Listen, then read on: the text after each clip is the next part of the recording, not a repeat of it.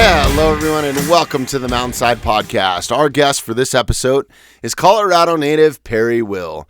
He spent 40-plus years serving as a boots-on-the-ground biologist for the Colorado Division of Wildlife and is highly respected by his peers and the public that he served. I really enjoyed sitting down and talking with Perry. We discussed a lot of different things that wildlife might be facing here in Colorado, but more specifically with the wolf introduction that could be happening in the near future to come.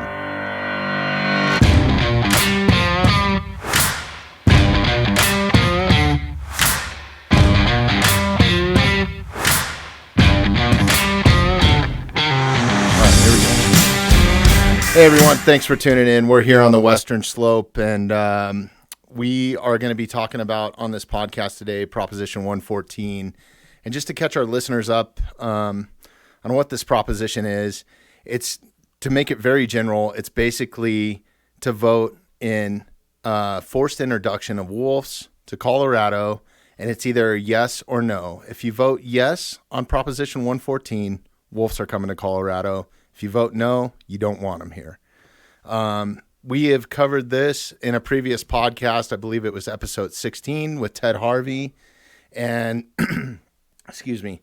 And for this episode, we brought in a biologist that spent over 40 years in the Colorado Division of Wildlife. And thank you so much for having us on your side of the mountain, Perry. No, thank you. Thank you for coming over. I really appreciate it. There's a lot of facts, and there's a lot of craziness to this ballot initiative that I didn't really know about until I started diving down these rabbit holes, right? And we can go off on so many tangents on this thing. We could probably do a 5-hour podcast, but time probably won't allow that, right? Right. But really, before we get started on that, and I have a ton of questions for you, can you tell us a little bit about your background and what you did with Colorado and with the state of Colorado, specifically in Division of Wildlife? Sure. Well, first let me start out by saying that I'm a native Coloradan. I grew up on a ranch, southeast Colorado.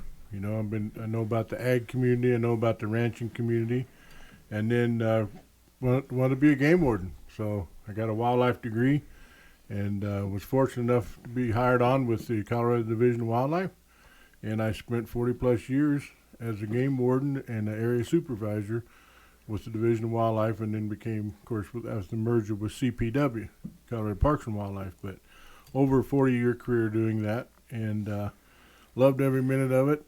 Always, since I was a little kid, loved hunting, loved the outdoors, loved wildlife, and so it was a dream come true for me to have that type of career. And I really, every day, I love doing a good job for the sportsmen of this state and visitors to this state. That was, every day I'd look in the mirror and say, am I giving the sportsmen their money's worth in what I'm doing? And I always challenge all the people that work for me to do the same thing, you know? Yeah. If you stick, they're paying for it all, right? So hunters pay for conservation. And there's so many people don't understand that. Yeah. It's not taxes. It's through license fees. And they pay for a lot more than that. I mean, those bridges that cross those rivers and the nice trails that we have and all that sort of stuff. I mean, a lot of hunting money goes into that. Oh, absolutely. And then, what happens is, look back at the lynx in Colorado, sportsmen's dollars pay for all that. We don't hunt lynx, right? Mm-hmm. There's all the species in the state. The biggest majority of them aren't a hunted species, but sportsmen, hunters, fishermen pay for all that. Yeah, no, that's a really good point. Yeah, I'm very excited to have you on. We've been looking for a biologist to discuss this issue with us, and I really want to educate our listeners on the biology side of that. So I really appreciate you coming on. I wanted to thank you first and foremost on that side of it, and I appreciate your service in Division of Wildlife too, and your outlook on it is amazing. I wish every game warden had that outlook. Yeah, no, but I think for the most part, Colorado Division of Wildlife they've always been good in my books. I've never really had a bad experience, Absolutely. They do a good job. One of the top wildlife agencies in the nation, probably the top wildlife. And also that goes from our game wardens to our research section, and everyone looks to Colorado on all those type of issues. But in this particular issue with the wolf introduction, that it starts playing in a whole lot of things. In my career, I worked a lot with introduction of species, moose number one, and then in that 40 years, you probably helped build that moose population, right? I mean, because, well, shoot, I'm only 40 years old, so so I don't ever remember moose being around when I was a kid or bow hunting as a kid. I mean, you never saw them. I mean, if there were just a few, and now I saw more moose this elk season than I saw elk. Yeah. And maybe it's just where I was at, but probably. Yeah. I used to tease the wardens that work for me. I'd say, man, I've been doing this job longer than you've been alive. So yeah. So, but with all of those species that I talk about in introduction, and let's use moose for example, or lynx, I don't care, pick one, that we've introduced into the state. There's been years, probably minimum 5 years, of habitat analysis and evaluations to make sure that what you're introducing into the state will be successful as a wildlife species. That's what really rubs me wrong with the wolves is, there's no habitat evaluation been done on that. And the evaluation's been done, and the division's on record, at least 2 resolutions opposing introduction of wolves. And that's been since the working group in 2004 when they put together the stakeholders in the working group. So the answer from the wildlife professionals is no. So we end up with this initiative, right? Right. And we've seen it in the past. It's happened in the past. It's ballot box biology, and it never has a good outcome. Amendment 10, with the bears. I spent the greater part of the last years of my career dealing with bears. For our listeners that don't know what Amendment 10 is, can you catch them up on that a little bit? On what it was about? Yeah, basically, it just eliminated spring hunting and baiting of bears. So when I started my career, and I'll tell you, it was an emotional issue because they played it with that. Oh, they're killing sows with dependent young, and there's a seal requirement, a mandatory check on bears. My entire career during the spring season, I checked 3 female sow bears that were lactating. 3 in my career. So I'm not saying it didn't happen. Hunters were very conscientious. I think that kind of comes with a hunter's ethics, or good hunters, and if they're not using those sort of ethics, they're probably just not educated in it. Right. My opinion. Most hunters are pretty ethical when it comes to that. True. And they don't shoot quick, and in the old spring bear hunting days, guys would run baits, and of course hounds were legal then too, but obviously the hound is pretty easy to tell, but if you get them treed. But on a bait, people would have a bait, the bait would be getting hit, they go check it and they go up, here's the little tracks, sow with cubs, they'd quit the bait, go somewhere else. So you could select what you were doing, and I'd say there's probably in those 3 occasions were novice hunters, but obviously didn't feel good about it, but they also didn't see any cubs with the bear.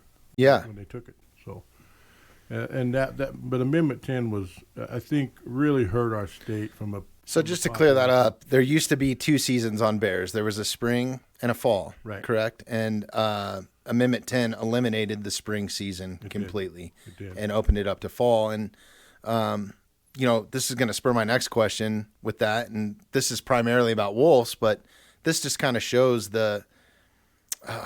How ballot box biology, that term keeps coming up. Right. And how it doesn't really, frankly, I'm just going to be frank with you. It doesn't fucking work. Yeah. It doesn't work at all. Because now we have an overpopulated bear population right now. Correct. And if you live in the mountains, you're seeing that firsthand because you're probably picking up trash or dealing with other problems, bird feeders or whatever. And that's not the worst, but the worst part is trying to manage that, right? So now I think it was this year for the first time, Colorado Division of Wildlife, you could get an add-on bear license to your elk tag or something for like an extra $5 because we need to thin them. Need to thin out the bears. Yeah. There's no question. And that, some people point that and they'll say, well, we're And I remember this argument. They said, "Well, we're still harvesting as many bears as we did when we had the spring season." What they fail to realize is that so that they're still harvesting the same number, but the reason is that because they're hunting them in the fall and more just opportunity type hunting. They go, well, on average we kill around 1,100 bears per year in the state of Colorado, and they said that's what we killed when we had spring hunting and fall. We're doing the same number. My response to that, having been in the field, is that that's easy because we have 4 times the number of bears we had then. Right. So yeah, you're still taking about the same number. I will tell you this: in my career, prior to Amendment 10, a 300-pound bear in Colorado was a big one. Mm-hmm. A big bear. Someone harvested a 300-pound bear. That was a big bear. I can think of 2 occasions where there was like a 500-pound bear taken during that. When I finished my career, 500-pound bears were common. I see them all the time where we're at, because they don't get hunted there. Yeah. So. Yeah, and they're just growing older. There's more of them. And then from an agency standpoint, we get conflict bears and we have to deal with them. We were to the point in the wildlife agencies like, well, a first strike and you're going to move the bear. We really didn't have any place to move the bear, Right. A lot of places like, we got all the bears we can handle. Well, there's been such an influx here too as well, So a lot of those rural areas where you might have been able to move them 20 years ago, you can't do it now, right? And my issue there too was the public tends to think that, so you trap a bear, right? That's a conflict bear. You give them their strike with their ear tags, and then you go turn them loose. And we always went and took them in, obviously, prime bear habitat. You want to give them the best chance you can. But they always think, oh, and you do that, and the bear lives happily ever after. Not the case. Yeah. Not the case. So most of them head right back to where they were trapped. And now, if they don't make it back, usually they got hit on the road, something happens, But so what you're doing is causing strife within the population by throwing those wolves into already totally occupied habitat. And if it's a young male, he's in trouble. If it's a young female, a lot better chance, right? Mm-hmm. But those big boars, they're territorial. They're not gonna put up with that. So you cause a lot of strife within the wildlife population itself by moving those bears. Yeah. And a prime example of this, and one thing that I want to touch on once we start getting into wolves, but I want to bring something else up, and then we'll start down the wolf path. But, Sure. Just look at mountain lions in the state of California. And we're very fortunate here in Colorado that we haven't introduced or implemented some of these laws just yet that have happened in some other states. So we can look to them for education and kind of see what's worked for them and what hasn't, right? So if you look at the state of California right now, they outlawed mountain lion hunting, and now they're paying their division of game and fish to hunt lions. Right. And they're killing way more lions, just like you said, than they were previously when they were hunted. Same thing had happened here. Absolutely same thing. We need to keep hound hunting for lion. There's no question. And, now we've done some things, and because the state's getting so populated that, that maybe calling and some of that type of thing for maybe some different type of harvest on. But basically, lions are harvested with the use of hounds. And we need to keep that. If we don't, with it, the lion population is very robust in this state. Same as it is. And you hardly ever see them. So without a dog, good luck. No. So, and I'll give you a little anecdotal thing about lions. When I started my career with the division, I got my first district south of Rifle. I remember the first lion track I seen. First one, I can remember it. Yeah. I can tell you right where I could take you to where I saw it. So, and there was a 2 lion quota in that unit, and sometimes it got filled, sometimes it didn't. When I left that particular district, we were at a 10 lion quota, and it would get filled the first 10 to 30 days of the season. Wow. So that means that there was 10 tags issued in that particular area? In that unit. Okay, in that unit. And when we had 2, sometimes they'd fill it, sometimes they didn't. But then when it was 10, it'd fill it in the first month the season opened. Wow.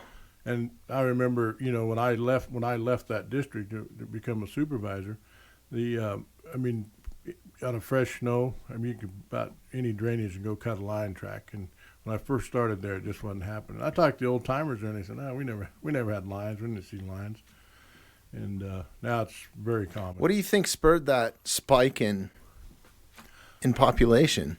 I don't know for sure because we were continuing to hunt him, and we kept bumping up the quotas on them.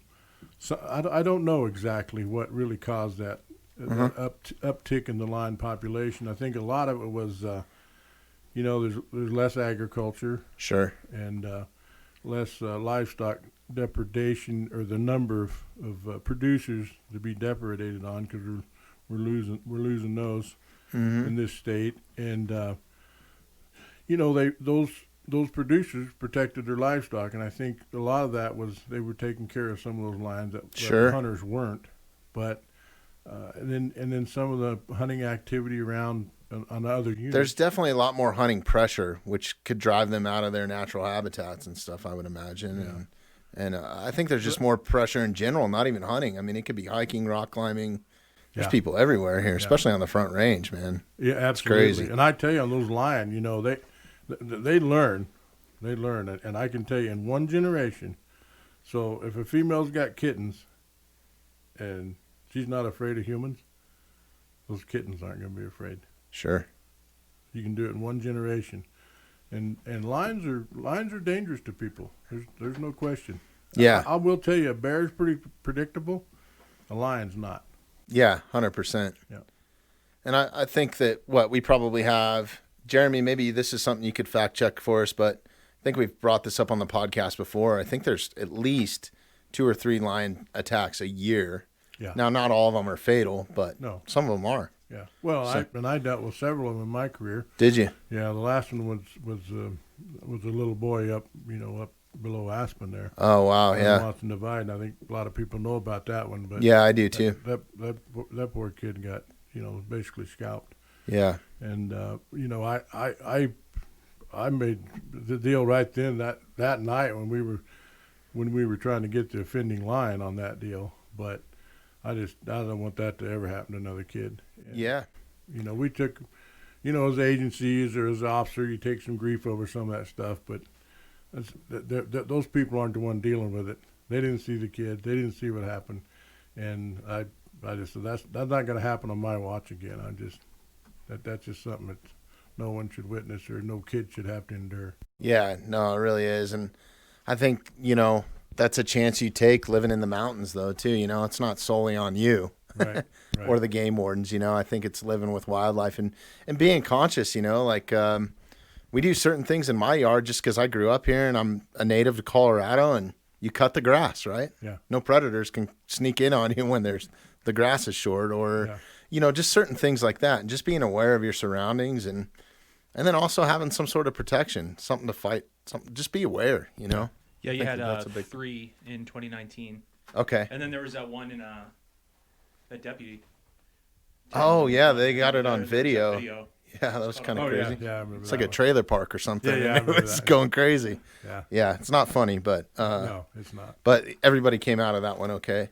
Yeah. So I think from what I've noticed and just diving into this, and I feel like everybody's seen this, and it's kind of where they are basing where they stand on the wolf situation, and maybe they're not fully educated on some of the other implications that the wolf has, and I want to start touching on some of those with you, and we're going to dive into this. But I don't know if you've seen the documentary Wolves Changed Rivers. It's a documentary about Yellowstone and how the wolves changed rivers, and they thinned the coyote population to build up the foxes. I mean, it goes down this long road, and I just wanted to kind of get your take on that. And I don't know about my take on that. Is you can create that to say whatever you want. Sure. Right? And the trophic cascade, the whole thing. So, and is this riparian zones coming back because the elk aren't hammering them? Sure, there's some stuff like that. But that again, that's Yellowstone. Right. We don't have that situation, and the decision on these wolves my whole opinion is that all this should be guided by science. I agree with you 150%. And leave it to the wildlife professionals to determine this. That's the whole key here, in my opinion, is let the professionals, the boots on the ground people that know what they're talking about, know about wildlife populations, let them make the decision. Let's don't do it at the ballot box. Let's don't mark a box and send it in. That's poor wildlife management. Yeah, and I think that a lot of people, when they get to that ballot box, if they're not sure, I mean, wolves are amazing animals. Oh, no, I'm not absolutely. going to discredit them on that or anything like that. And that's not Absolutely. what I'm here to do. And I think there is a place for wolves. I think there is a place in the Rocky Mountains for wolves. Absolutely. I just don't think Colorado is maybe that place, in my personal opinion. I couldn't agree with you more. So, Yeah. so let's look at the population of Colorado, right? Yeah. So number one, what 5.8 million people? I think we're closer to the tune. Jeremy, this is another one. We got another one for you, Jeremy. But I thought we were closer to like 6 or 7 Yeah, million. might be 6, but I use the term 5.8. Sure, 5.8. Let's round up. I know what the deficit is. Yeah. So 5.8. Damn. All Look at right. that. Yeah. This is why we brought an expert on. that's right. Talk to a dummy. Yeah. Well, I got something right. Yeah. But anyway, so 5.8 million. Throw up the people. scoreboard, There Jeremy. you go, please. Yeah. 5.8 million people in the state, right? Okay. Let me start out with saying, we're not Wyoming, we're not Idaho, we're not Montana. There's too many people in this state for wolves. So you've heard. Hey, that's not including tourism either. No, it's not. But with that many people, the wolves really don't have a chance. They're going to be in conflict. It's too many people, and so the wolves, love them or hate them, I don't care which side you're on, love them or hate them. To introduce them into a situation like this, where they're going to fail, okay, and they're going to get in conflicts, and it's going to be a failure. Is that fair to the species? Is that fair to the wildlife species? And in this case, we're talking about, I don't care if it's wolves or what we're talking about, but in this case, we're talking wolves. Is that truly fair to the species to set them up for failure? We've loved this state to death. Yeah, there's some ethics in that too, for sure. There is. And, we've loved Colorado to death. Anybody that's been around Colorado for any time has seen it, And, yeah, we want people outdoors and we want people enjoying, it's the most beautiful state in the nation, in my opinion. Yeah. Colorado's great. The people of Colorado are great. It's just that we just tend to love it to death. And, we talk about wolves and their issues and their impacts on the ecology, the environment. Just take deer and elk populations in general here. This has nothing to do with wolves, but you're talking about introducing another apex predator onto our ungulate populations. Well, in a good share of the state, the elk numbers aren't doing well. Yeah. Now, we still have a lot of elk in Colorado. I'm not saying that. We do. One of the best states, obviously, in the nation. But our cow-calf ratios have been going down, down, down. It takes probably about 35 calves per 100 cows to just maintain a population. And, the offtake from hunting and stuff, we try to do that around. Doesn't help when you're in a drought either, right? No, that hurts too. Yeah. And, and I know that's really hurt our deer, and it'll be an effect on our elk as well. The drought is another thing, another limiting factor on the populations. But prior to that, we're seeing our calf ratios go down and down. And that's a function of disturbance. I truly believe that. Because the habitat hasn't changed so much. The disturbance on the habitat has. Mm-hmm. Now, is there development in the valleys and all that? Sure. And, there's more fences and more deer get hung up in fences, more elk get hung up in fences. There's obviously automobile strikes. The more people we have, the more of them get hit. All of that. Understand that. But those populations, they're not getting the recruitment into the population because the young aren't surviving. Mm-hmm. Couple that with the disturbance, and there's been studies to do this, to show this. There's all kinds of studies. So let's say just a trail. going through elk habitat. It's all about frequency and duration of people on that trail. Okay, so the more frequent, the more disturbance. You know, if a group of 5 goes through and it's 5 hours for another group of 5 goes through, you know, there's a frequency. You know, Right. but so there's studies have shown that even a trail and a half-mile zone of influence on each side of that, or a road or a trail, can demise the habitat use by 80 to 85%. Wow. So Well, and you think about COVID and all the people recreating right now, so it's even higher. 10 times worse, probably. You guys know? are talking about population with 5.8. Wyoming is 550,000. Right. Idaho is 1.75, and Montana is 960,000. Yeah. Thank you. Not even in the millions. Yeah. So let me make this point. The city of Lakewood, everyone knows where Lakewood is, Yeah. has more people than the state of Wyoming. Yeah. Wow. So there you go. But so we're back to the disturbance part of that. When I left the division, okay, to become a state representative, we were starting to study up near Snowmass and radio collaring elk because our populations and our recruitments and our calf crops were so bad, trying to determine how that influence and that disturbance was affecting them. And I remember thinking, well, we got a predator issue. So I'm working this back to wolves, okay? Yeah. We have a predator issue, and I remember telling the research it was doing a study because they collar the elk and then they put these vits in. So then when the vit transmitter, she calves, then the transmitter comes out, starts beeping. So the people go in and collar the calf, right? So then you can determine how long it lives, or if it dies, what was the cause of death, that kind of stuff.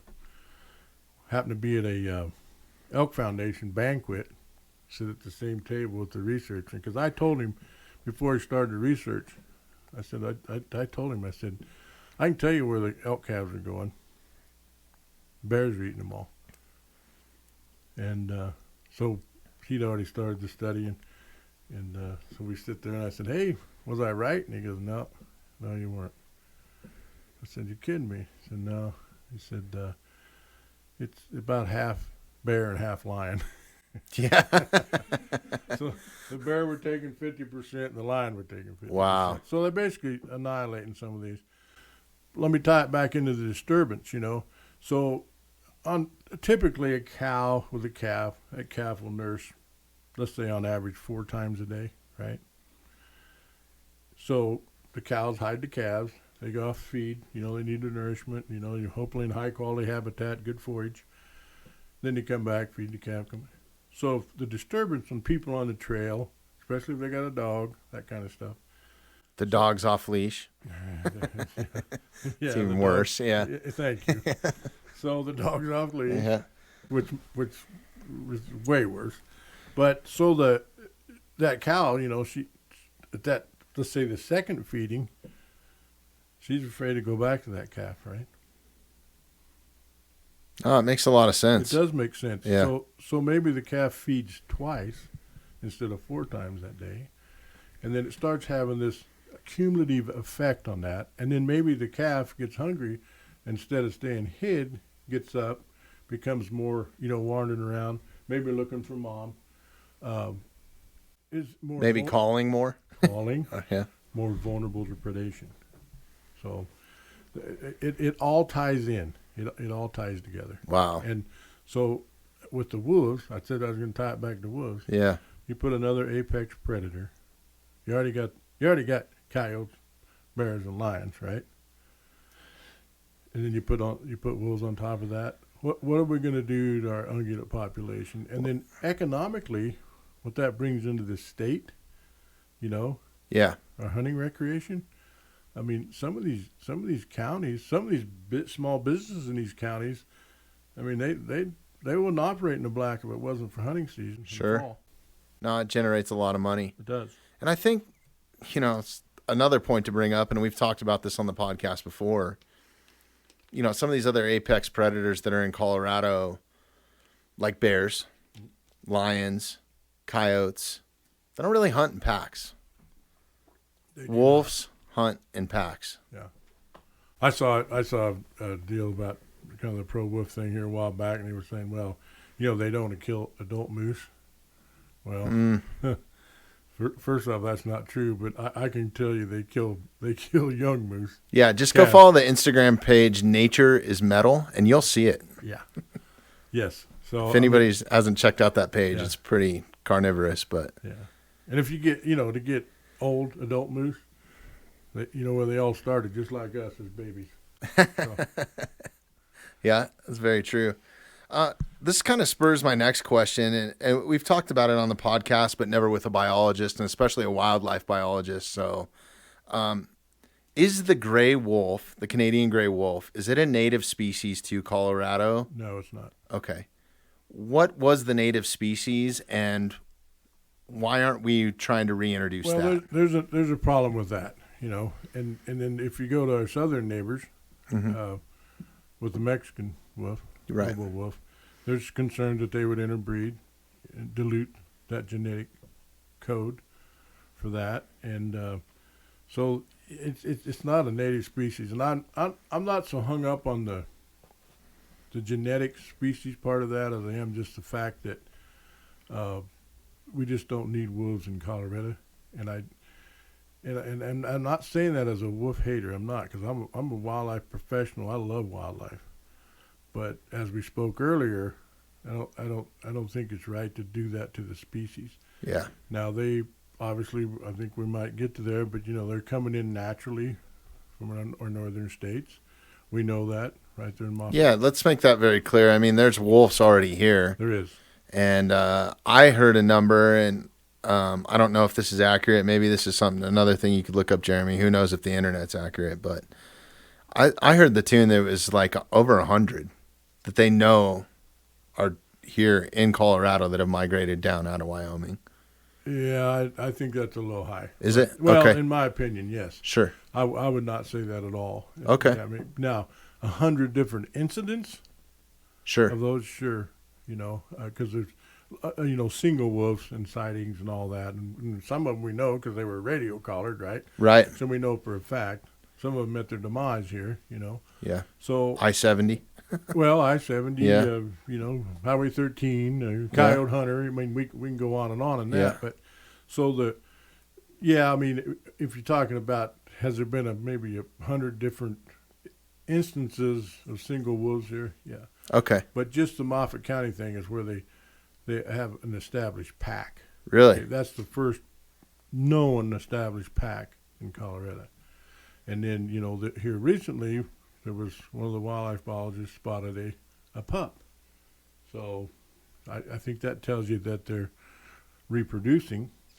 Yeah. So, and, if they come in here naturally, the division said that, but not to a forced introduction, no. And, I'm not saying that maybe a few wolves and a few packs coming in and establishing in this state, maybe there are some areas. Obviously, northwest Colorado is pretty remote, right? Sure. There's a few areas of Colorado that's still pretty remote, and they might be quasi-successful, but to introduce them and to do it the way they're talking with this Ballot initiative, and I just hate the out-of-state money that's funded this initiative. Yeah, we've brought that up on the podcast before, and I think that's a big thing to look into, and Coloradans should be offended by that. I agree. They should be offended. I'm offended by it. Don't live somewhere else and say we're going to do this for Colorado. Let's let Colorado decide what Colorado's Especially, yeah. And I mean that kind of brings up another point I want to bring up real quick, just because I'm thinking about it. Is we have the Western Slope, which we're on right now, which is primarily agriculture business and wilderness areas, and it's pretty rural. There's not a lot of real big cities. Then you have the Front Range where you have Denver, Boulder, Fort Collins. You got the Colorado Springs. And where they're talking about dropping these wolves is on the Western Slope. On the Western Slope. And the majority of the vote is in Denver, Boulder, all those cities that the Front Range. The Front Range. Yep. Well, And Derek can look this up, but I think there's here we go. Resolution Scoreboard. scoreboard. I'm going to win another one. I'm going to win another one. You guys are going to win your beer. But I think 38 counties in Colorado has resolutions against the introduction of wolves. 38 of the 64 counties. Wow. So, and I can tell you those aren't front range counties. Yeah. They're the counties that are going to end up dealing with the wolves, right? And let me say this, you hear so much about, oh, well, from an agricultural standpoint, they're going to get paid for their livestock loss. Yeah, I keep hearing that too. Well, I don't want it to be my sportsman's dollars. I don't think sportsmen should pay that. Hunting licenses are going to get real expensive. Yeah, well, is that fair to the sportsman? They already pay for everything else. Yeah. Sportsmen pay for game damage now in this state, right? And I don't hear any, much complaints on that. But for like bear and lion damage, Sure. sportsmen in once It's pretty minimal, though. I mean, it's not. But it's $500,000 $1 million a year. But it's nothing that I don't think it's anything that a wolf pack would. I don't know how to say this. Those damages aren't nearly as costly as what a wolf pack could do. No, is what I'm saying as far as damage goes. No, and I would agree with you.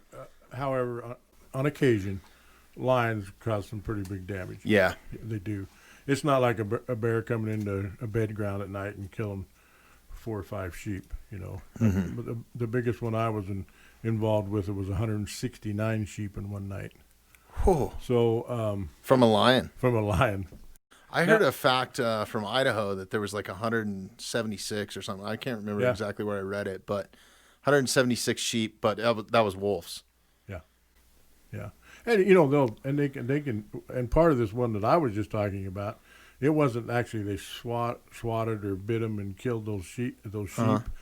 They panicked them off the bed ground, and I would say 2/3 of them run over the cliff and piled on each other. Sure. Some of them 5-6. Was that wilderness grazing or was it? Yeah. Okay. Yeah. Well, where it happened was on national forest, very close to the wilderness. Where it actually happened was not wilderness. So okay. I want to make that clear. Yeah. It was not wilderness, but it is very close to the wilderness. Sure. And how do you think that that's going to affect agriculture, having a wolf here in the wilderness area? Because there's a lot of agriculture that happens in our wilderness areas, like the flat tops, for example. Yes, multiple use, and that's the way it should be. I stand strong by multiple use for a national forest. And livestock grazing is one of those uses. So the real impact, and this can happen, and I'm not talking to you as a wolf expert, because sure. that wasn't my career, but I will talk to you as an expert on bear and lion and depredation on livestock on national forest and on grazing lands, be it private or national forest. And any livestock producer will tell you that, and we've heard this on wolves, and I've heard it and read it, and from reliable sources, but it makes sense to me because of my background with lion and bear damage and depredation. But let's say you have a band of sheep up there on the forest, or I don't care if it's private land or forest, public land or private, and they're getting hit with bears, right? Those sheep are nervous, right? Now, if they're out grazing and they're nervous, and the bear comes out of the trees and all that, and they're always on the lookout, they don't have their head down grazing. They got their head up looking, right? Mm-hmm. And sheep producers will tell you that a lot of times when they have a lot of damage throughout the summer, those lambs will come off 15 to 20% lighter. Really? So they don't have the weight on them, Makes sense. Makes sense. Yeah. Cattle's the same way. And what I've heard on wolves is that cattle get real nervous, and obviously less weight production, and that's how these ag producers survive, right? They sell that stuff by the pound. Yeah. So, and we buy it by the pound. Yeah. In fact, we had some pretty good stuff there tonight. Yeah, it was awesome. Yeah, but anyway, the sometimes on these wolves, they and it'll happen also with bear and lion, but more so what I've read with some of this stuff was on wolves is that the cattle tend to just avoid that area where they've had an interaction with the wolf, right? Sure. So they tend to avoid that. Why would you go back? Exactly. Well, and we've seen that with bears. Right. When one of the bear studies in Colorado over in Black Mesa, there was a bear that got wounded by a hunter, and they established the home range of that bear with radio collars. Mm-hmm. Quit using 25% of that home range. Wow. Because he had a bad experience. This is a bear, but the bear had a bad experience in that portion of his home range, never used it again. Same goes on the domestic livestock. They have a bad experience down in that creek bottom over by that drainage in the corner of the pasture. Might be the best feed in the world, but they'll avoid it. Sure. And wildlife and domestic are not going to be any different in that respect.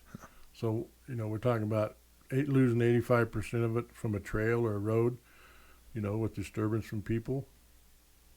Same thing can happen with wolves. Yeah. Avoidance, or they only get use of it 15% of the time, or they only have utilization of 15% of that habitat when they used to use 100% of it. Wow. Yeah. And then that cascade. Big impacts. Big impacts, yes. So, correct me if I'm wrong on this. You said 47 years in Colorado Game and Fish? No, I was at 43. 43. Okay. That's I'm another not point. I'm not that old. I say 40 plus. Okay. It 40 just plus. sounds better. All right. Sure. So, I can keep track by my anniversaries. That's how. oh, okay. There you go. That's a feat in itself right there. Yeah. So you spent that much time in Colorado Division of Wildlife. Were you part of the Colorado Division of Wildlife when wolves were first brought to the table to say, is this a good idea? Yes, it's been proposed. Yes, and during my career, and I've even asked the governor, let the boots on the ground people, our wildlife professionals, talk about this. Sure. 39 counties. 39. Oh, See? dang, I was wrong. You were so Okay. close. Okay, 30. Point for Jeremy. Yeah. I'm totally out of the game by this point. 40. Oh, is it 40? Okay. Well, that can change because the commissioners Sure. pass a resolution. It was probably 38 when you looked at it. It was 38 when Yeah. I looked at it, but okay, so it's 40 now. But that's 40 out of 64 counties. Yeah. And you can draw a picture. I mean, you can draw a line right down the front range. I can tell you which counties didn't pass that resolution, Sure. and they're not the rural counties.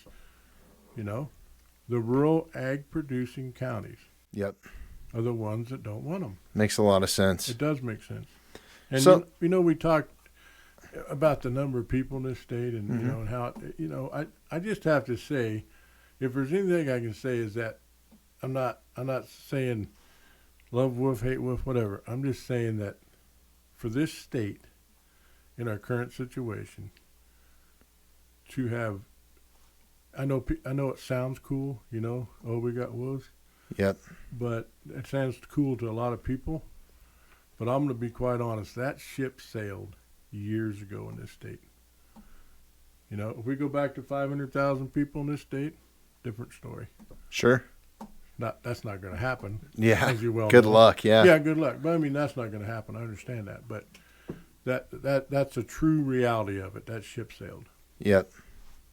And what is Colorado Divisions of Wildlife's take on it now? I know that they have a gag order, right? So they can't speak on it because it's on the initiative, basically. And I don't know why more people aren't going to them to get the facts.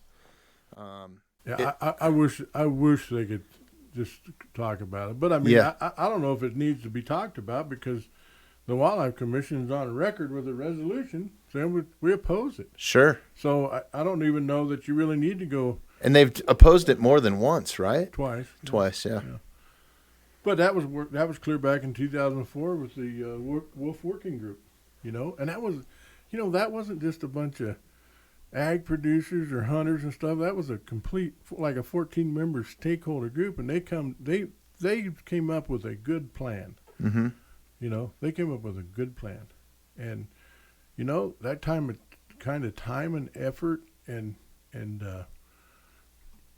good faith effort by all those stakeholders shouldn't be tossed in the trash. But here we do an end around because the division opposes it, and a certain number of people want wolves, so they do an end around with an initiative. Yeah. The same thing with with Amendment 10 and 14 with trapping. Those are a little more. Both of those 10 and 14 were both more emotional type initiatives. Mm-hmm. But there's a lot of emotion in the wolf thing too. But it was different with those. But this again, we're back to ballot box biology and less. It keeps coming up. I beg Coloradans not to do that. Yeah. It's not right. It's not the way to manage wildlife.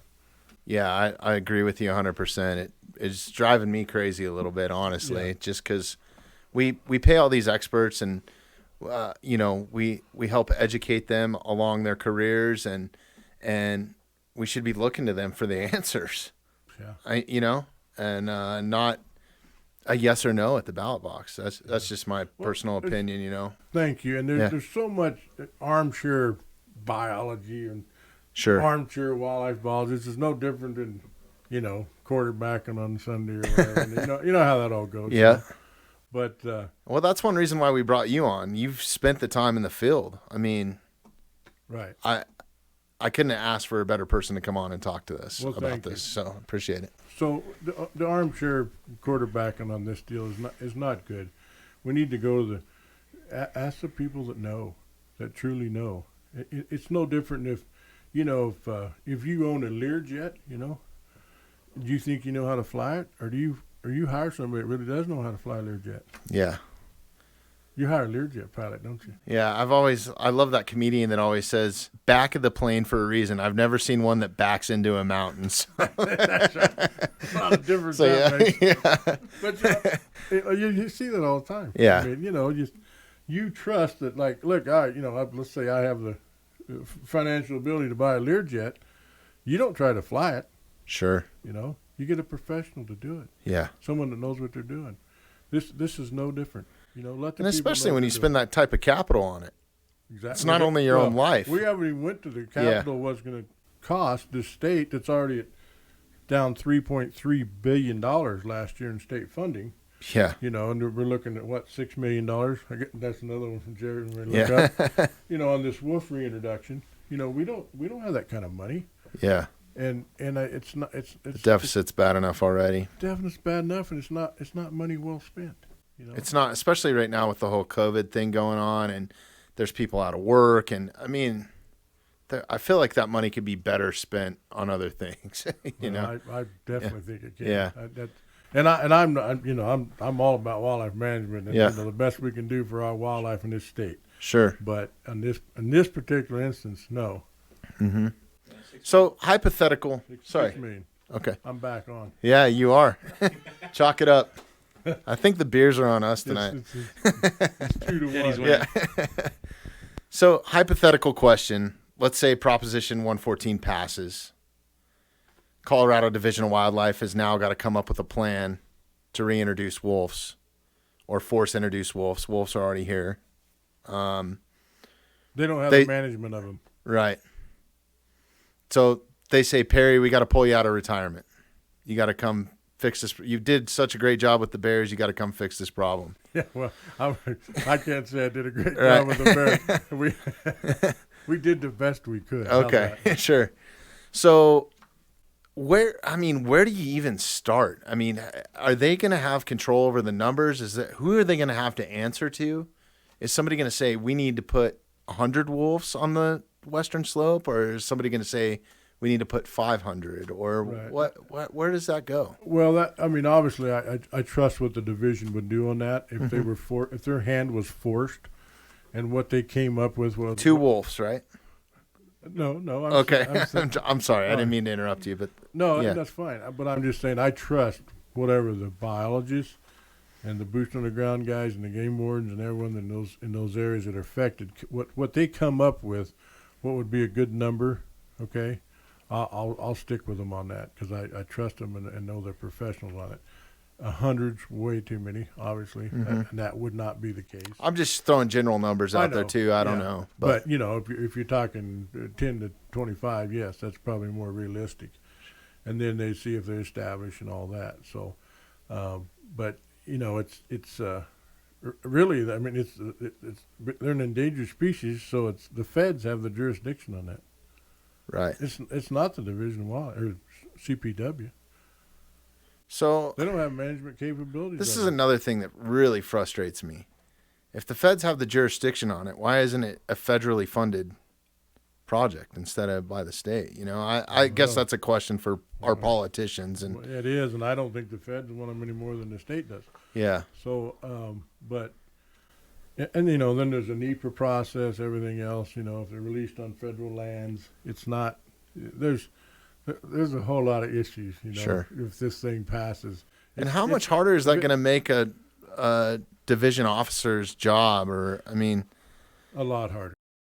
A lot harder, and not that they won't meet it head on. They'll do it, and they'll do a good job at it. mhm. You know, I worked with those guys my entire career, and there's not a better bunch of guys. I'll tell you that have a true passion for what they're doing, and they would do a wonderful job at it. I will say that. I know that to be a fact, but that's just an additional duty, and every time there's an additional duty, something's got to fall off because you can't just be 24/7 all the time. For Sure. 365, you can't do it, you know. And but they would obviously do a good job at it. Mhm. Definitely would say that. There's no question. But that's, you know, there's going to be all kinds of issues if this thing passes, and I want the voters to understand, if they vote yes and want to pass it, that doesn't mean automatically there's just going to be wolves in Colorado, and Sure. they're going to get it done, because there's a whole lot of hoops to jump through federally, with the federal lands, everything with the state. It's not a slam dunk. They want it to appear that way. It's not. It's still a federally endangered species in Mhm. the state of Colorado. And if the population, so let's another hypothetical. Wolves are reintroduced. They grow the population here. We're 10 years down the road. They're still thriving. Population numbers are growing. How are we going to manage that without some sort of hunting or game and fish being able? Will game and fish be able to thin the wolves at all with them being an endangered species? No. So no, and I know that's a stupid question, Yeah. but I want everybody to know it. Yeah, that's looking down the road that far is pretty tough Mhm. for me, because first off, I don't think they're going to do particularly well because of the conflicts and from all the other reasons we've mentioned previously. And you know, we haven't even got into any disease issues or anything else like that, but it's there would have to be, you know, the endangered species part removed. Right? Mhm. And that's I mean, kind of what's going on in it is. Idaho right It is. now, right? Like, Yeah. I mean, to the point that there's a couple organizations there that are reimbursing hunters for their cost Yeah. and then some Yeah. to hunt wolves because Right. it's such an issue. Right. So once that cat's out of the bag, it's Pretty hard to control. Yeah. I can tell you, if you look back in history of Colorado with the wolves, you know, it took a while. I mean, but they did rid the state of wolves. There's no question. Mhm. It wasn't overnight, and it wasn't easy. sure. So there's a lot of challenges ahead there, and I don't see everything in the future and the challenges I look at there does not paint a rosy picture for me, Sure. and it doesn't paint a rosy picture for wolves, and it doesn't paint a rosy picture for the people having to deal with them. Yeah. No, it's definitely a challenging one, and there's so many things to this. You brought up disease a few minutes ago, and I want to dive into that a little bit. We're already dealing with chronic wasting disease here in the state of Colorado, and I don't know that is transferable through wolves or other species, but I wanted to hit on that. Well, you know, you've heard the stuff about, if we get wolves, we're going to cure your CWD. Right, That's not true. That's not going to happen. right. And that's been, you can look up the literature. That's pretty well proven. That's not. I mean, it sounds. That good. was kind of my question. Yeah. Well, it sounds good. Not going to happen. Yeah. And for people that don't know what chronic wasting disease is, can you get into that a little bit? Well, I'm not really a professional on CWD. Sure. I've dealt with it since it's been around, I guess. But I don't want to try to come off as an expert on chronic wasting disease. No, I appreciate that. Yeah, it's not good. It's not good for a herd. That's for sure. Yeah. No, it's a nasty thing. I mean, It to the is. point. And we don't know everything there is to know about it. Yeah, no, I think that nobody really does. No. I think they're still trying to figure a lot of it out. I mean, I Right. think they're still trying to figure out if it's even transferable to humans, right? Because we don't really know yet. So, Well, and then, I got a good story about that. A guy called me one time when I was still working in the division and told me his buddy died from CWD, right? Well, that perks your interest on the phone. And Sure. So I'm like, wow, I get to visit with him. And his hunting buddy was 88. But wow. he said the chronic wasting disease got him. Oh, jeez. I think there might have been There's some sick humor out there, isn't there? Well, but no, I he love was it. se- You well, know. he was serious. The caller was serious, and Yeah. so I approached it that manner. But there might have been some other lying issues. Yeah. that- Wasn't the Jerky Boys, was it? That's pretty old right there. Yeah. Forgot about those guys. But I apologize. I don't want to talk. No, I out of appreciate that. school I on appreciate your honest opinion. Yeah. That's another reason we reached out to you. Yeah. As I'm not into having a bunch of bullshit on here, basically, right? I just kind of want the cut and dry facts, and whatever side of the fence you're on. Yeah. I just hope that we're educating people on some of the issues that we might be facing with this that are kind of underlying. Right. Not a lot of people know about. And in my career, we educated hunters and stuff on CWD, and we educated them about prions and and transport a game across state lines and all those type of things. But being an expert on the prions and how that all transpires, I'm not your guy. Sure. Yeah, and I was just looking for more of a general for people that don't know what it is, and maybe because we have hunters that listen to the show, and then we have people that have never hunted before.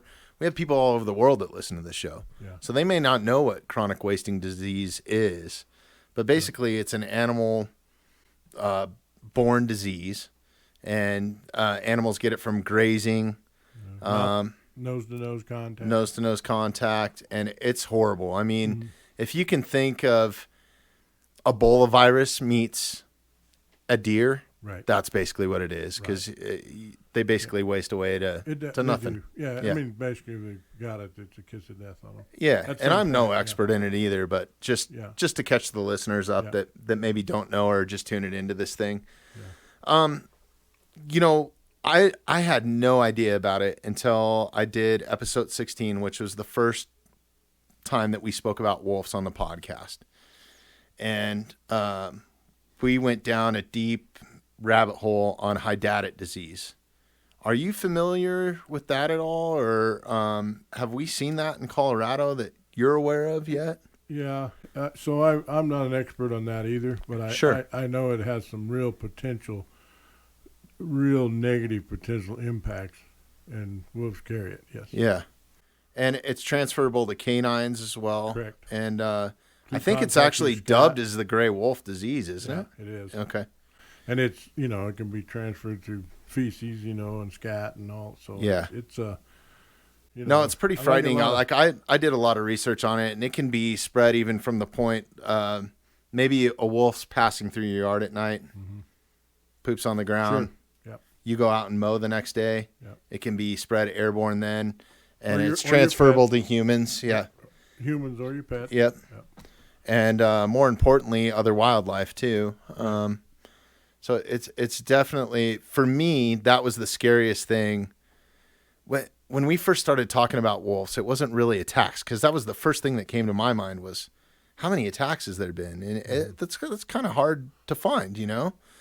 is. It happens. It happens. Yeah. I mean, just Google. We can have Jeremy Google. Yeah.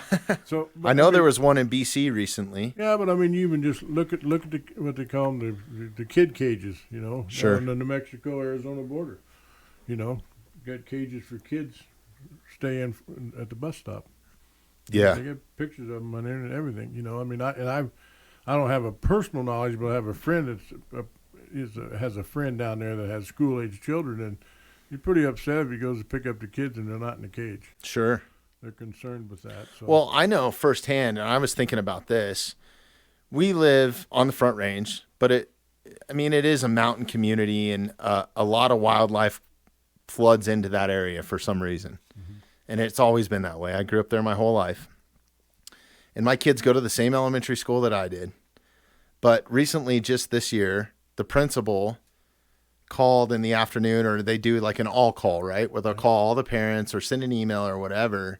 And the call was that there was coyotes, a pack of coyotes on the playground during recess. Like checking out the kids, you know? Yeah. So, I mean, that was concerning. Yeah. And I think CPW came out, and I don't know exactly what they did. And, but it's been an issue more than once. And it was an issue more than once just last year. So then I'm sitting there thinking about it, and I'm going, what if that was gray wolves at one point, you know? And I think that anybody that thinks that they're going to vote for wolves and they're going to stay on the Western Slope is crazy. No, not going to happen. Yeah.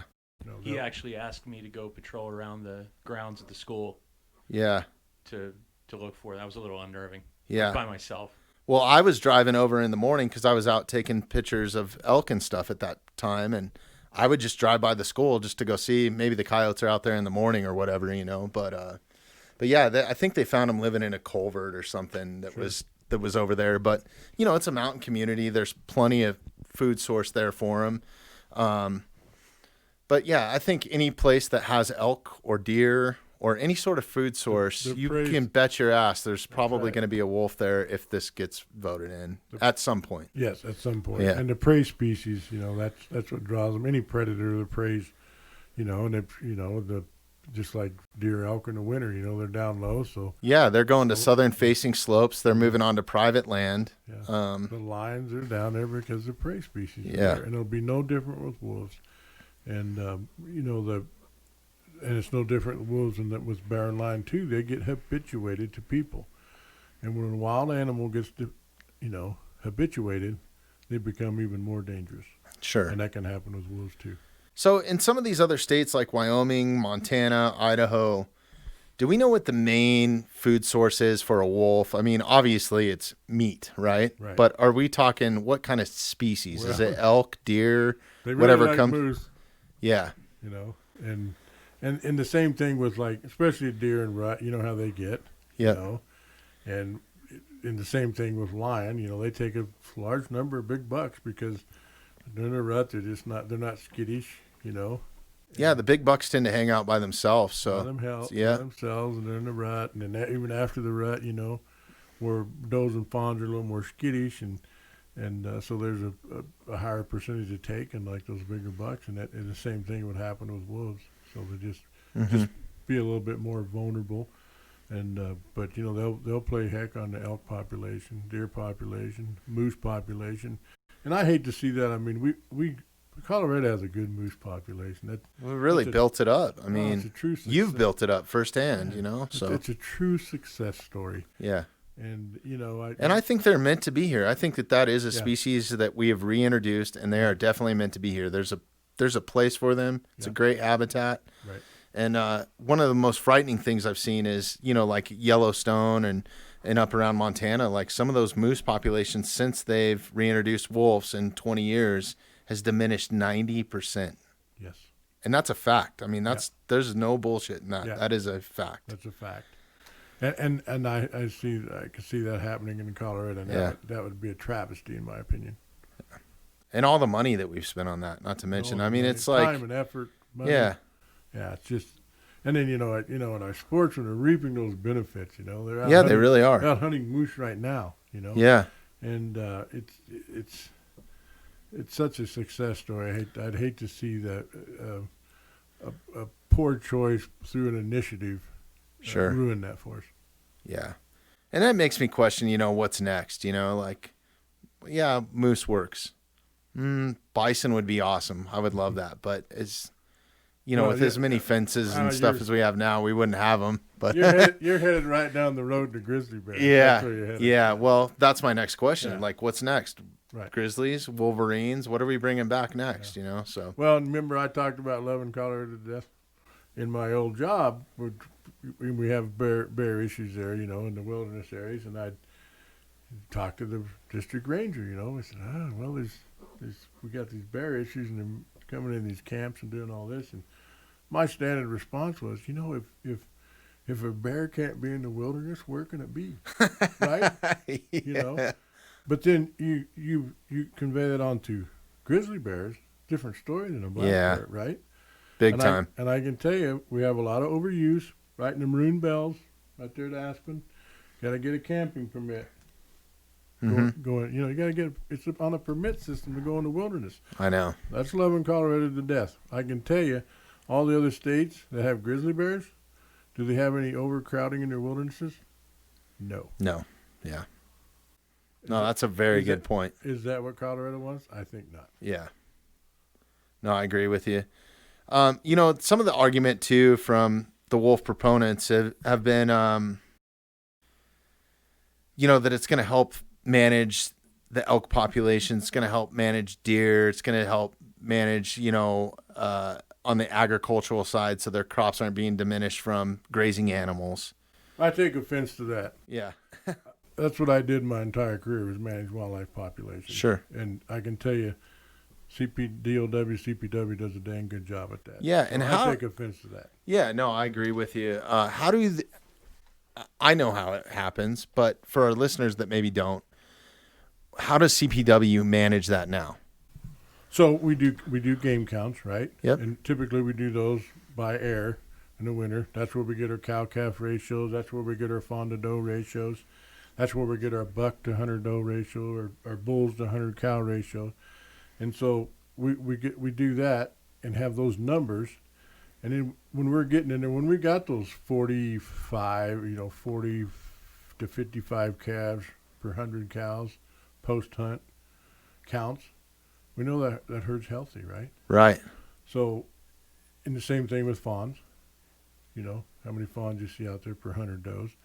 And then we make those decisions on those populations, because there's population objectives for those DAUs, which usually are a cluster of GMUs, game management units. But that DAU has a population objective, and we try to stay within that objective because that's what the habitat will support. Sometimes there's some social, economic considerations, because you mentioned, some of the crop damage and some of that stuff. Some of that plays into those herd objectives, right? Mm-hmm. But typically, and I remember... And typically you guys issue hunting licenses for that specific ranch at a specific time. Oh, it can be on the ranch if it's trying to do a dispersal hunt or something. Sure. On a damage situation. But from the herd aspect as a whole, and I said typically the off-take's about 10%. Yeah. Right? And then the real way to control a population is on the female side, right? It's not the male side, it's the female side. But so maybe you up your doe permits, maybe you don't have doe permits. You up your cow permits, or you cut back on them, and that has to do with the weather. You talked about drought earlier. Yeah. It has to do with the snow conditions, the severity of the winter. All those things are a lot of factors. There's a lot of factors, but the boots on the ground guys know that. And I've give you a couple of anecdotal things tonight. Some of it's just the boots on the ground guys going, I'm not seeing the fawn, or I'm not seeing the calves, and then a lot of times you do the count, it'll show that that is the situation, right?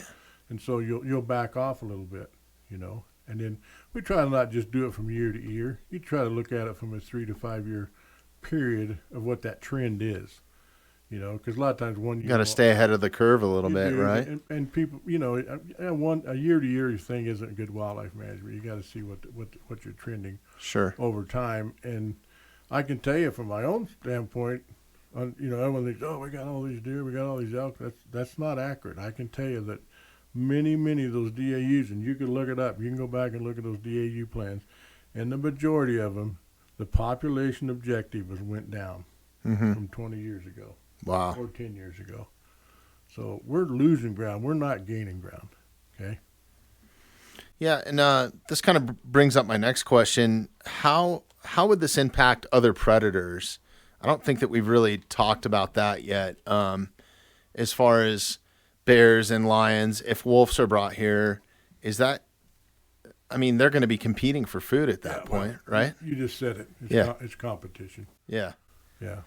And I'm not saying, I hear quite a bit about wolves and coyotes, and so that might be a positive Sure. on the coyote side. Yeah. In the coyotes. Well, and the coyotes have gotten a lot bigger, I think, because Yeah. we don't have wolves here now, right? Yeah. So they are taking care of some of those species, or they're filling the gap for the wolf right now a Yeah. little bit, in my Yeah. opinion. Yeah. Because they're much larger than they once were. Yeah. There's lots of coyotes. Yeah. But it's it's more it's going to be the competition aspect. Sure. It really will be. As far as just conflict between the species, that much, probably not that much. And we briefly touched on this, but we have a lot of hunters that listen to the show. Yeah. And we have a lot of people that don't hunt that listen to the show as well. But how is this going to impact the hunting community, you think? Like, if wolves are voted in, how is it going to impact that hunting community? Do you think, obviously it won't be right away because we're looking at a 2 to 3 year plan. Yeah. But let's say it goes all the way through. Yeah. And we start introducing wolves. It's real easy for that. It's going to diminish hunters' opportunities. Mm-hmm. I can't say it any simpler than that. Do you think that that'll change? Opportunities will be diminished for hunting. Yeah. I mean, it's common sense right there. It is. What do you think that that'll do to out-of-state hunters? Because that is a huge revenue for the state of Colorado. Not to mention these out-of-state hunters to just come in and buy an over-the-counter license and possibly have some success at killing, a 300 class bull or something. With about 17%, 15 to 17% success. Sure. Buying those high-priced licenses, and from an agency standpoint, remember we talked about hunters pay for conservation. Yeah. So non-resident elk hunters float CPW ship. Yeah. It's that plain and simple. And if those numbers of those animals aren't here, frankly, they just won't come. They won't come. There goes the revenue. Yeah. There goes the people at the motel. There goes the people at the restaurant. There goes your guide and outfitters. There goes everything. It'll just snowball, and the economic situation there will really, really be diminished. And there's a lot of these communities. Not to mention, even if you're a resident, the cost of a hunting license is going to go. It's going to go up. Sure, even as a resident, Yeah. or non-resident. But yeah, absolutely. If you want to maintain the same level of service and the same, employees and all that, it takes a lot of money Sure. to run that. And so if that's just plain simple math. If the licenses aren't being bought, then it's going to show up on the other end. Yeah. Which is also going to make it harder to manage wildlife, in my opinion. Yeah. It will. Without those budgets. Another thing that concerns me, and this is another thing we might need to fact check, but I heard a statistic. I can't say this word right now. Statistic the other day that for the amount of hunting licenses that were bought, only 5% of those registered hunters, only 5% of them were registered to vote. So that really concerns me, and I don't know if that's factual or not, but I've heard the same thing. I do not know if that's a fact. I can't believe it. In the community, in the hunting community, I know that's not even remotely close. Okay. But maybe maybe nationwide or statewide is someone that's a hunter. Well, my point is to that, whether Go it's vote. true or Go not. vote. Yeah, Go just vote. Yeah, especially if you're a hunter. Yeah. Because I think that impacts you firsthand Right. and foremost. Yeah, Darn for right. sure. And that's where you have a voice. Yeah, You truly have a voice. I agree. Vote for the people that support hunting and support conservation. Not preservation, conservation. Yeah. Conservation of species and stuff. Vote those people in, so they'll have your back. And how does CPW, and you may not know the answer to this, but how does CPW kind of split up their budget and decide, okay, X amount of dollars is going to go to this, or X amount of dollars is going to go to wolves and lions or elk population, or maybe, I don't know, whatever else they do. The biggest piece of the pie on the agency budget is personal services, and that's where the bulk of it goes. And of course, then there's other stuff with habitat work. Sure. Habitat partnership program. My goodness, That's what I was looking for. Habitat partnership program is the best program bar none, in Colorado they've ever come up with. And when we throw 5% of the license fees towards that for each area. Sure. 5% of those funds go into HPP, but it's for habitat projects and that type of stuff, and that's great. The habitat work is fabulous, and HPP is a great program. But there's also for maintenance of flights, the classifications, so the biologist gets each area has an operating budget, right? Because you got to buy gas, Right. you got pickups to run, you got this, you got that, and a lot of it goes to our state wildlife areas too that we manage for hunting. I mean, they're managed; those wildlife areas are managed for hunting. So, and that might be just irrigation systems. It could be whatever, seeding, any of those type of things, or just a habitat project, maybe a brush manipulation project or something on one of those wildlife areas. Also do it like through HPP on private land. So, Okay. the budget, but the bulk of it's personal services. No question. Mm-hmm. It goes to salaries for employees and to do their job. Yeah. And wolves will obviously, that's another species to manage. That's going to take a piece of that pie, right? Sure does. Yeah. Absolutely. Okay. And there's potential to take a big piece of that pie. Yeah. Especially The because it's potential. mandated, right? Yes. Okay. In your opinion, we've gone down a lot of rabbit holes here, but in your opinion, for our listeners, what's the thing that you're most concerned about with the wolf situation? That it wasn't thought out, science wasn't used, and that it wasn't left to the wildlife professionals. That's my biggest concern. And then to follow that almost directly is my concern is they're going to try to put a species here that is deemed for failure. It's not fair to the creature.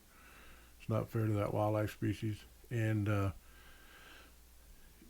the ballot box biology, like we said, it just doesn't work. That keeps coming up, and it's not the way to go. And leave it to the professionals. And then it also bothers me that our own wildlife agency, the professionals in the state, oppose it. And the proponents can't accept that. That's bothersome. yeah, Because I can tell you, everyone that made that decision, and in that agency and on that wildlife commission, know more than the proponents do on this. I agree. They know more, and they won't listen, and they're not listening. And to do an end around on it with an initiative paid for by out-of-state money, that irritates me, and it just irritates me that they're taking that approach. And they've been successful in 2 other tries. Yeah. That's why they're trying it. Is there, why I got you here, and we're kind of coming up on our time. Yeah. We've done an hour and a half and Have we really? no time. Oh, Yeah, oh. it's crazy. And I feel like we've jumped all over the place, Yeah, but we have, yeah. we've thrown a bunch of useful information out there, I think. And hopefully our listeners are getting something out of this, and I'm sure that they are. But is there anything that we didn't cover that that you want to talk about with this, or is there? Well, I guess. Do you have any personal problems you want to talk to me about? I'm just kidding. You need more than an hour. And Yeah. a half. Hey, I've got a question. I'm seeing that Wyoming is shoot on site. Correct? Yeah. That's what I'm saying. We're Really? bordering On gray on-site wolves. vermin. Yeah. Yeah. And we border right there. So all this money that we're dumping into this, I don't think that they pay attention to borders. So No, they do not pay you, attention to borders. You could potentially have all this money being invested into, Especially if they migrate up across. reintroduction, Yeah. and they migrate right into Wyoming, and where you can Absolutely. shoot them on site. So that kind of seems. It doesn't make a lot of sense, No. does it? That's a good point. Thanks, Jeremy. Yes, thanks.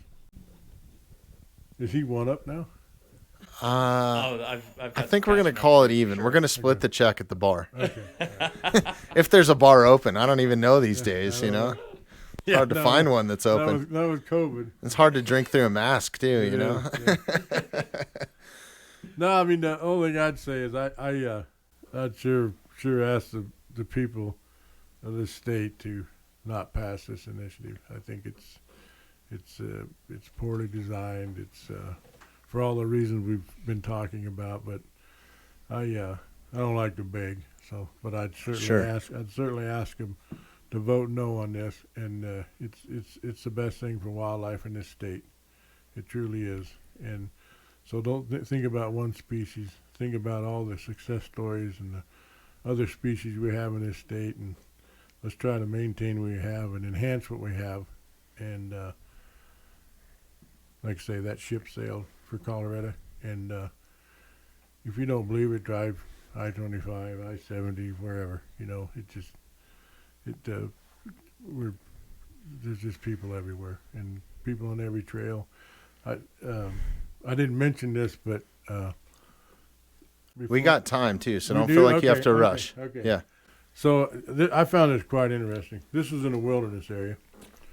My officers were horseback up in the wilderness area doing some goat surveys, Rocky Mountain goat surveys. And actually we're trying to survey as well as collar some goats, okay? Goats have done pretty well there. They're expanding into all kinds of new territory. But we're trying to get some collars on and kind of track some of the movement in that wilderness area in the high alpine country. And so they had my sat phone actually, and checking in. They checked in early in the morning, and I was talking to one of my officers, and, hey, how's it going? What's this and that? And he goes, do you know last night we went to bed at 9:30, and we looked up at the trail over the pass. There were still people running on it. This is in the wilderness, Mm-hmm. He said, this morning when I called you, the sun's been up 20 minutes. He said, there's people already topping out. Oh yeah, Just goes to show you. that's crazy. I mean, there's some of these ultra marathon runners now, and some of them follow us and stuff, and they run hundreds of miles across the divide. Courtney DeWalter's one of them. Yeah. She's crazy. She sleeps on the trail for 6 minutes at a time and is trying to run like 260 miles or something. And that's become like a fat. Not for me, obviously. No, me either. But hey, I'm not saying that's bad. I'm just No, saying, it's just I crazy. admire- That's I how many admire people. admire them for doing that, and that they can do that. But my point is there's people out there all the time, and this is wilderness, right? And so my point there being is Colorado of today is not the Colorado of old. I agree. That's one of my complaints. I love what the CPW does, but I wish that we could put a stranglehold on a few things a little bit more, maybe be a little bit more stringent. And I know that the locals and the natives are going to freak out when this happens.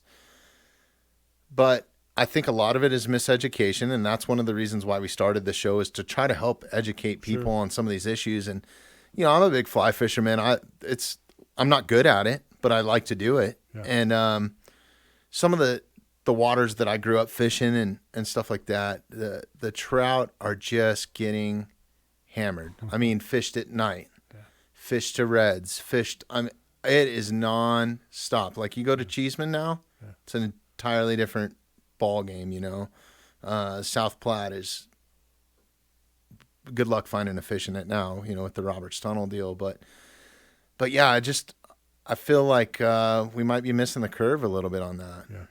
Yeah. All ties together. Yeah. That almost sums up what we've been talking about all night. Yeah. No, it really does. Yeah.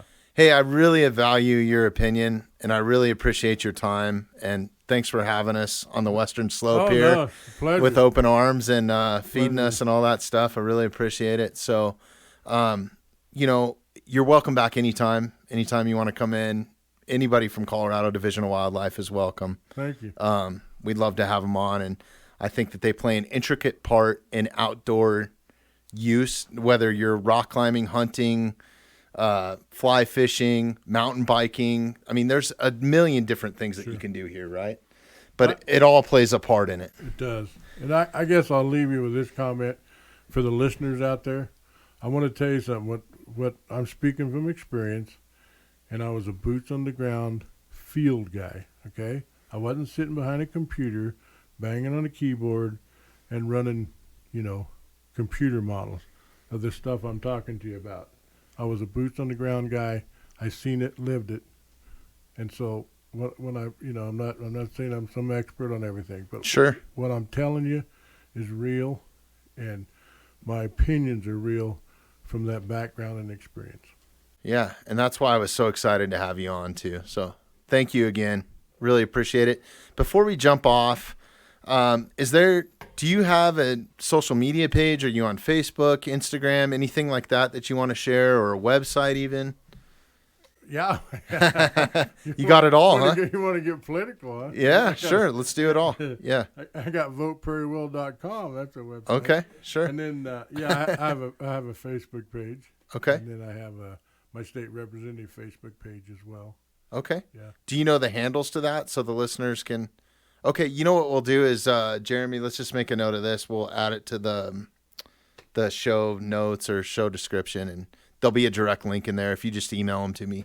Oh, okay. Later on, we'll add it in.